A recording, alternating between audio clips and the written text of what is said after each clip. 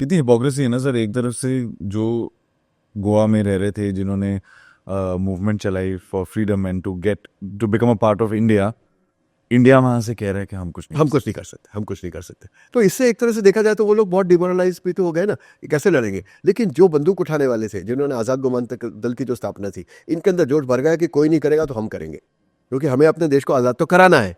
अब इसका ही एक रेप्रिकॉशन हुआ कि पूना में कुछ राष्ट्रीय स्वयंसेवक संघ के कुछ स्वयंसेवक थे, जो भी राष्ट्र प्रेम से पूरी तरह से वो प्रेरित थे और सावरकर जी के वो अनुयायी थे, अखंड भारत का सपना देखते थे। जब नेहरू जी ने ये स्टेटमेंट दिया तो उनके मन में भी एक ऊर्जा जागी कि हम अखंड भारत का तो सपना देख रहे हैं, कि मतलब पाकिस्तान और बांग्लादेश, जो आज बांग्लादेश है, ईस्ट वेस्ट पाकिस्तान को मिला के फिर भारत को उसी रूप में लाएंगे। लेकिन अभी तो हमारा जो भारत है वो भी पूरी तरह से आज़ाद नहीं है, अभी तो हमारे ही लोग परतंत्र के अंडर है, पुर्तगालियों के अंडर है, तो हमें इनके लिए कुछ करना चाहिए। तो इन लोगों ने इरादा किया कि सरकार अगर नहीं करेगी तो इसको हम करेंगे। और अल्टीमेटली आज़ाद गोमांतक दल और ये राष्ट्रीय स्वयंसेवक संघ का आरएसएस का जो एक गुट था बच्चों का, ये सारे के सारे बच्चे, मैं इसलिए कह रहा हूँ कि 1818 और 23 साल के बीच के सारे थे। इनसे सबसे बड़े थे वो शायद 28 साल या 29 साल के रहे होंगे। इससे बड़ा उस ग्रुप में कोई भी नहीं था, इससे छोटे भी कई हो सकते हैं वो। इन्होंने इरादा बनाया कि हम लड़ेंगे और हम लड़ के शस्त्र उठाकर पुर्तगालियों को भगाएंगे।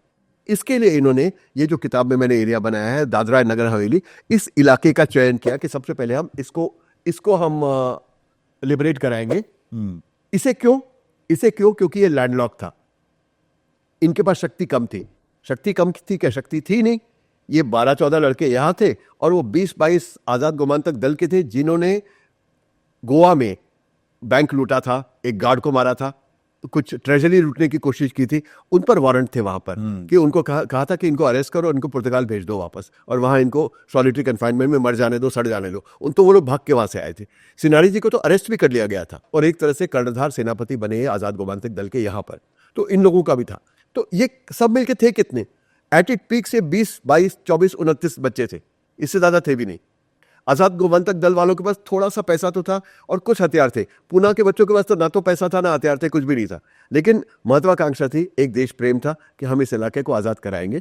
और दादरा नगर हवेली को उन्होंने इसलिए चुना कि एक तो इलाका छोटा था, लैंडलॉक था, उनके चारों तरफ भारत था, तो ये था कि समुद्र से रीइंफोर्समेंट्स नहीं आ सकते। उन्होंने कहा पहले इसको आज़ाद कराते हैं, यहाँ के जो असला हमें मिलेगा, यहाँ पे जो संसाधन मिलेंगे, उसके आधार पे और लोगों को रेस करेंगे और जाके दमन को कराएंगे, फिर दीव को कराएंगे, यहाँ पे जो पुर्तगाली शिप्स होंगे उनको कैप्चर करके फिर गोवा पे हमला करेंगे। ये इतना बड़ा उनका प्लान था सारा। इस मूवमेंट के लिए उन्होंने दादरा नगर हवेली को लिबरेट कराने के पहली बार सोचा। ये थे 20, 22, 24, मैक्सिमम पे 29। चाहे हम कहें कि वहां असला नहीं था, लेकिन फिर भी वहां पर सिलवासा जो कैपिटल थी उसमें 375 फुल्ली आर्म्ड पोर्चुगीज सोल्जर्स थे, जिनके पास 10 गन, ब्रेन गन, 3 सब मशीन गन, हर तरह का अत्याधुनिक हथियार था। उनके पास अनलिमिटेड एम्यूनिशन थी और पूरे संसाधन थे, और उनका पूरा एडमिनिस्ट्रेशन था। तो उसके खिलाफ इन 20-22 लड़कों ने आवाज उठाई। जब ये डिसाइड तो कर लिया कि हमको हमला करना है इन 300, पौने 4, 350, 400 सैनिकों पे, अब हमला करें तो किससे? बंदूक पिस्तौल तो चाहिए, ट्रेनिंग चाहिए, पैसा चाहिए, इनके पास कुछ भी नहीं। और ये सारे के सारे जो जैसे पूना के बच्चे थे, ये सारे के सारे middle class, lower middle class family से थे, या तो स्कूल कॉलेज में पढ़ते थे या वो छोटी मोटी कोई नौकरी करता था, इस तरह के थे। अब हथियार खरीदे जाए तो किन पैसों से खरीदे जाए? तो उन्होंने रिश्तेदारों में कोशिश की, कोई देने को तैयार नहीं हुआ। कुछ समाज सेवी संस्थाओं में गए, उनको कहा कि आपने गोवा की आज़ादी के लिए संस्था बनाई है, हम गोवा की आज़ादी के लिए लड़ना चाहते हैं, तो आप हमें कुछ पैसे दीजिए। उन्होंने भी इनको मना कर दिया कि नहीं, आप अगर हथियार उठाएंगे तो हम आपकी मदद नहीं करेंगे, अगर आप शांतिपूर्ण तरीकों से जाएंगे तो हम आपकी मदद करेंगे, ये कहा।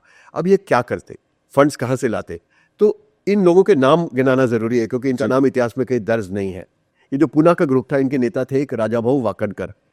ये उनमें सबसे सीनियर थे, 27-28 साल के थे, कबड्डी प्लेयर थे, बहुत अच्छे, बहुत पहलवान थे, बहुत बढ़िया। और उनका he had a cult following amongst the youth of Pune, ये थे। इसके अलावा एक नाना काजरेकर हुआ करते थे, एक सुधीर फड़के थे और एक बाबा साहेब पुरंदरे थे। Baba Saheb Purandare is a historian, जिन्होंने शिवाजी पर बहुत कुछ लिखा है। उनको बाद में पद्म विभूषण से भारत सरकार ने सम्मानित किया। और सुधीर फड़के जी जो थे, एक म्यूजिक डायरेक्टर थे। उन्होंने फिल्मों में, मराठी फिल्मों में बहुत म्यूजिक दिया है, हिंदी फिल्मों में भी। ज्योति कलश छल के एक गाना बहुत पुराना, बहुत पॉपुलर, पीसफुल गाना है, वो उनका संगीत है, उसमें कई जगह उन्होंने संगीत दिया हुआ है। तो वो अपने करियर की शुरुआत पे थे। और उन्होंने लता जी के साथ कुछ गाने रिकॉर्ड, मेरे को ये भी पूछना था, लता जी का भी बहुत बड़ा बहुत रोल। बड़ा योगदान था, वो यहाँ योगदान आता है। इन्होंने जब देखा कि कहीं से पैसे नहीं जुट रहे तो सुधीर फड़के जी ने कहा एक बार लता दीदी से बात करके देखते हैं। ये कह के वो इन सबको लेके लता जी के पास गए। और बाबा साहेब पुरंदरे जब हयात थे तो उन्होंने मुझे ये कहानी बताई थी कि हम लता जी के यहाँ गए और राजा भाऊ ने सारी बात समझाई। जैसे सुधीर फड़के और राजा भाऊ वाकणकर ये बातें बता रहे थे तो लता जी के चेहरे पे कोई एक्सप्रेशन नहीं था, बिल्कुल एक्सप्रेशनलेस बैठी थी। तो हमको लगा कि हो गया, अब कुछ होने वाला नहीं, तो हम नमस्ते करके जाने लगे। तो हमने देखा उनकी आंख से आंसू ही नीचे छलक रहा था। वो इतनी इन्वॉल्व हो गई थी कि एक्सप्रेशन दिखाने की जगह वो रो पड़ी। और उनको रोने के पीछे का कारण था कि उनका जो गांव है जहां मंगेश का टेम्पल है, Mangesh is a form of Shiva, Shiva का नाम है ये, उस टेम्पल पर उस समय पुर्तगालियों का आधिपत्य था और लोगों के आने जाने पर वो लोग अवरोध लगा रहे थे, लोग जाके पूजा भी नहीं कर पाते थे। तो लता जी को लगा कि मैं इनकी मदद करूंगी तो मैं अपने भगवान की सेवा कर रही हूँ। उन्होंने यही कहा कि मैं आपके साथ आऊंगी, मैं आपको पैसे नहीं दे सकती क्योंकि ये इलीगल एक्टिविटी हो जाएगी। मैं पुणे में एक कॉन्सर्ट करती हूँ, उस कॉन्सर्ट का जो भी टिकट मनी आएगा मैं आपको दे दूंगी, आप उससे जो चाहे कीजिए। और आपकी मदद करना मैं अपने मंगेश की सेवा करने जैसा मानती हूँ। ऐसा कह के उन्होंने एक सेवा भाव से उसमें पार्टिसिपेट किया। फिर उन्होंने उनको भेजा मोहम्मद रफ़ी जी के पास और कहा रफ़ी भाई से भी बात कीजिए, वो भी पार्टिसिपेट करेंगे। तो लता मंगेशकर जी ने भेजा तो मोहम्मद रफ़ी जी ने तो पहले हाँ की और बाद में बात समझी सारी की सारी कि मैं आ जाऊंगा। इसमें एक बहुत छोटा सा इंसिडेंट है, एक ही वाक्य है जो कितना टचिंग आपको लगता है कि मुझे बहुत अपील किया, विच इज़ कि जब ये बात हो गई और उन्होंने आने के लिए मान्य कर लिया तो इन वॉलेंटियर्स में से एक नाना साहब काजरेकर उठ के जाने लगे उनका रेलवे का टिकट कराने के लिए। रफ़ी जी ने उनको वापस बुलाया और बोला कहाँ जा रहे हो? बोले साहब आपका रेलवे टिकट कराने के लिए। तो रफ़ी जी ने उनके कंधे पे हाथ रख के कहा ये देश जितना आपका है उतना मेरा भी है।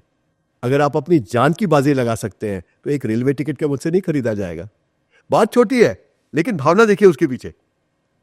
तो इन सब चीज़ों से वहाँ पे एक कॉन्सर्ट हुआ जिसमें सी रामचंद्र रेड्डी का ऑर्केस्ट्रा था, लता जी और मोहम्मद रफ़ी जी ने गाना गाया। वो एक बार पोस्टपोन भी हुआ, दूसरी बार उसकी कहानी किताब में है, दूसरी बार हुआ उसके टिकट मनी से इन्होंने हथियार खरीदे।